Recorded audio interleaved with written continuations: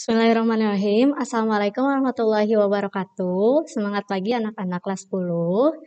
Di video sebelumnya, kalian sudah mempelajari tentang jenis-jenis Monera, yaitu ada Archaebacteria dan Eubacteria. Nah, Monera tersebut berpengaruh dan berperan sangat besar dalam kehidupan atau dalam ekosistem. Nah, pada video ini kita akan membahas mengenai peran apa saja yang Monera itu berperan dalam bidang apa saja ya. Ada yang merugikan, ada juga yang menguntungkan. Nah, silakan disimak videonya baik-baik ya.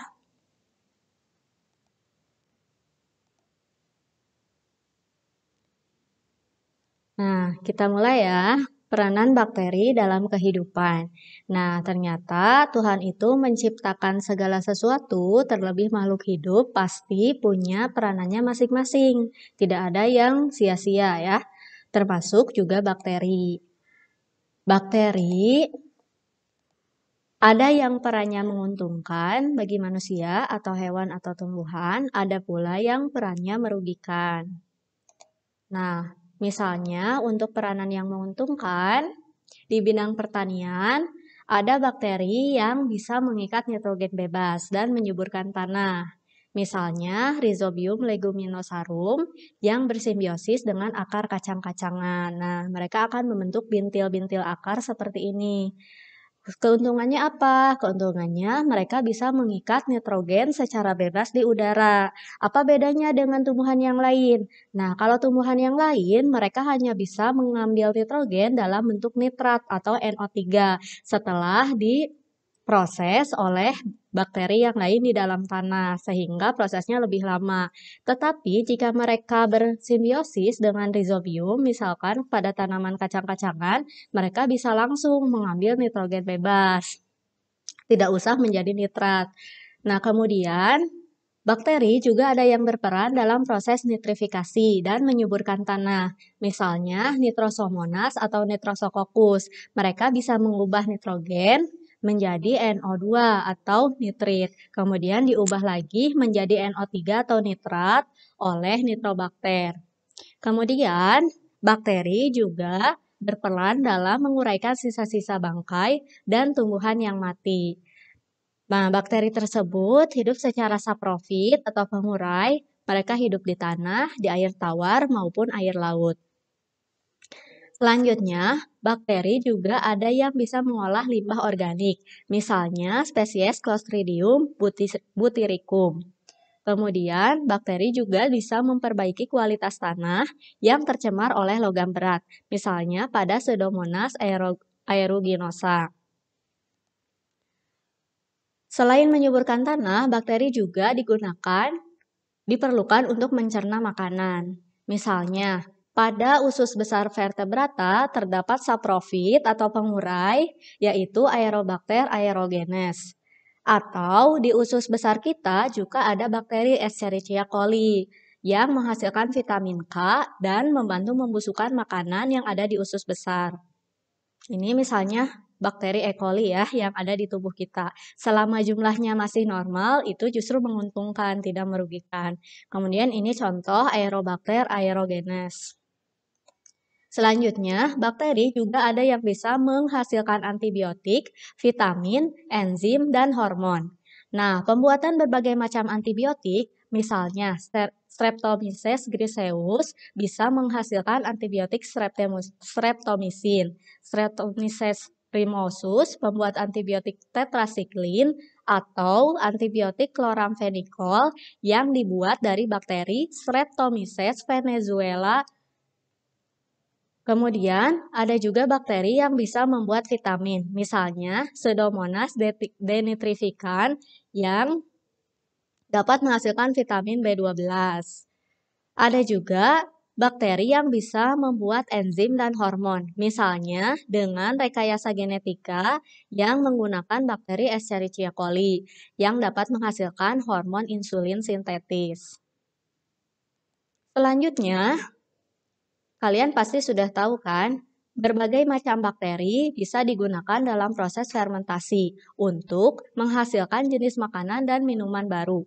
Misalnya, pembuatan yogurt oleh Lactobacillus bulgaricus dan Streptococcus thermophilus. Pembuatan kefir yaitu Streptococcus lactis, pembuatan keju oleh Streptococcus cremoris, pembuatan nata de coco dari air kelapa misalnya oleh Acetobacter psilinum. Pembuatan asam cuka dan alkohol misalnya oleh Acetobacter aceti dan gluconobacter. Kemudian pembuatan asam amino untuk bahan MSG, pepsin ya misalnya Corynebacterium glutamicum dan Brevibacterium flavum. Kemudian ada juga bakteri yang menguntungkan sebagai biopestisida karena mereka bisa membunuh hama tanaman. Misalnya Bacillus thuringiensis, Bacillus popiliae, Bacillus lentimorphus, atau Bacillus sphaericus. Kemudian ada juga bakteri yang telah dimanfaatkan dalam industri logam berat.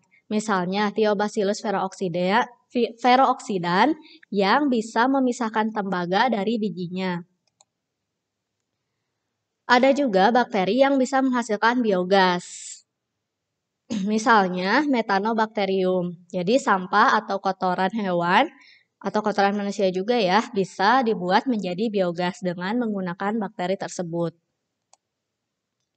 Nah, selain peranan bakteri yang menguntungkan, yang hanya beberapa ya yang kita bahas barusan, ada juga peranan bakteri yang merugikan baik untuk manusia, hewan, ataupun tumbuhan.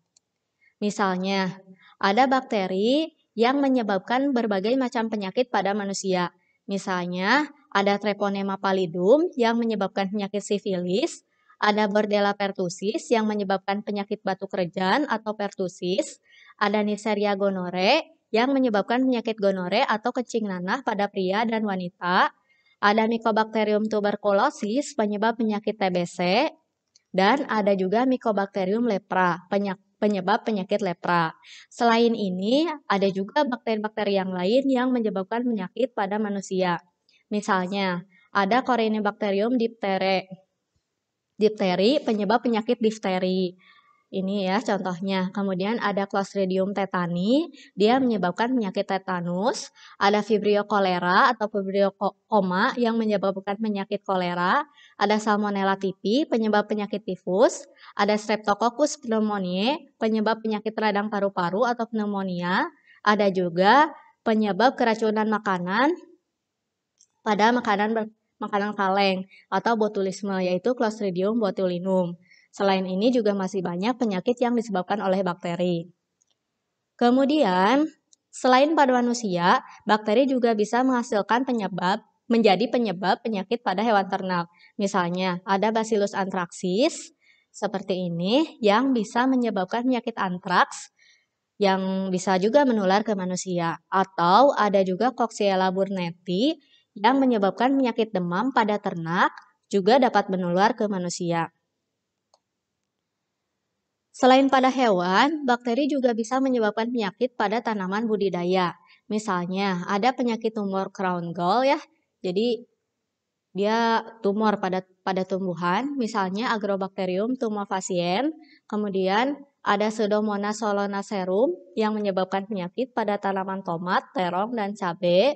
Kemudian, ada Candidatus liberibacter asiaticus yang menyebabkan penyakit CVPD atau Citrus Vine Bloom Degeneration pada tanaman jeruk. Ada Pseudomonas cathylae menyebabkan penyakit pada tanaman anggrek seperti Cattleya.